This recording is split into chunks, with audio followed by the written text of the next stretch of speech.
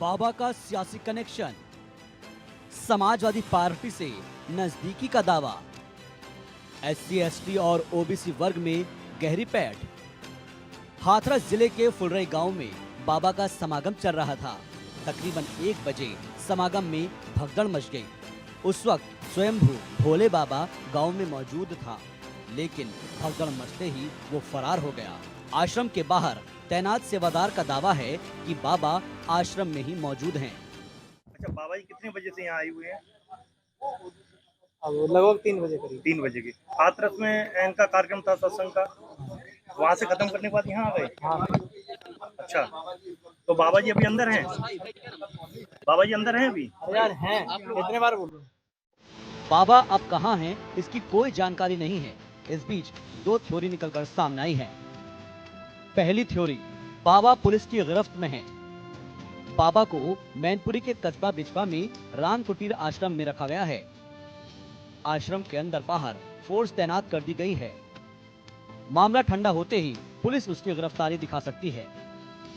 दूसरी थ्योरी, बाबा ने अपना मोबाइल बंद कर लिया है, वो फरार हो गया है, उसकी लोकेशन पुलिस को नहीं मिल रही है। बाबा देर सवेर पुलिस के हाथ से चढ़ ही जाएगा, कहां तक भागेगा बाबा?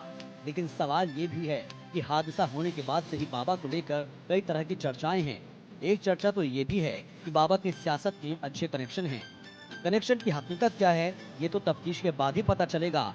लेकिन इस हादसे के बाद बाबा का समाजवादी पार्टी से कनेक्शन का एक पुराना पोस्ट जमकर वायरल हो रहा है।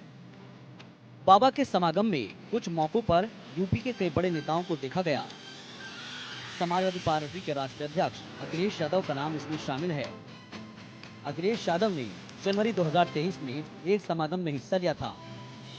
उन्होंने 4 तस्वीरें एक्स अकाउंट पर पोस्ट की थी और लिखा था, नारायण सरकार हरि की संपूर्ण ब्रह्मांड में सदा सदा के लिए जय जयकार हो। ये स्क्रीनशॉट अखिलेश यादव के एक्स अकाउंट का है।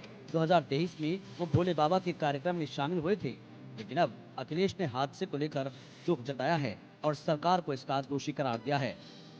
अगर इस तरह के आयोजन हैं तो सरकार और प्रशासन को पूरा इंतजाम देखना चाहिए, पूरी जानकारी हासिल करनी चाहिए। आप पे इतनी बड़ी फौज है, इतने अधिकारी हैं, यूपी में सबसे ज्यादा आईएएस अधिकारी हैं, सबसे ज्यादा आईपीएस अधिकारी हैं, सबसे ज्यादा सरकार के पास हाथ हैं, सबसे ज्यादा बजट है, लगाइए वहां। किसने रोका है आपको? प्रशासन को वहां पर करनी चाहिए थी कि अगर अनुमति 50,000 की थी तो प्रशासन क्या सो रहा था क्या?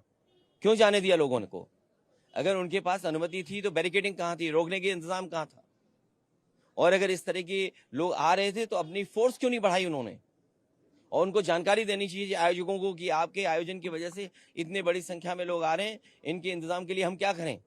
प्रशासन को तैयारी करनी पड़ती है। इसलिए अपनी जिम्मेदारी किसी और के सर पर न मढ़े। सरकार की जिम्मेदारी थी, सरकार की वजह से जाने गई हैं, सरकार की वजह से ऑक्सीजन नहीं मिली है, सरकार की वजह से दवाइयां नहीं मिली हैं, सरकार की वजह से एम्बुलेंस नहीं आई, और सरकार की वजह से ही जिन शवों को जिस तरीके से ले जाया गया है, ये पूरी सरकार की जिम्मेदारी।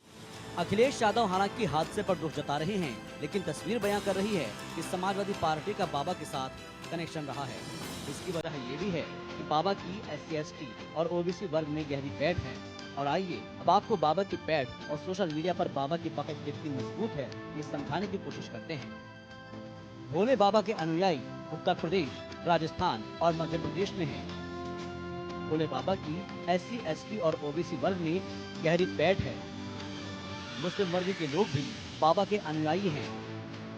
बाबा का यूट्यूब चैनल और फेसबुक पर पेज भी है। यूट्यूब पर 31,000 सब्सक्राइबर हैं। फेसबुक पेज पर भी ज्यादा लाइक्स नहीं हैं, लेकिन जमीनी स्तर पर उनके लाखों अनुयायी हैं। बाबा के समागम में लाखों लोगों की भीड़ उमड़ती है, लेकिन हर बार बाबा के दरबार में भीड़ को लेकर कोई इंतजाम नहीं होता। बाबा के समागम में पहले भी कई बार अफरा तफरी मची है, लेकिन इस बार हुए हादसे ने ये साबित कर दिया कि अंधविश्वास जिंदगी पर भारी पड़ गया। Bureau report, Indian.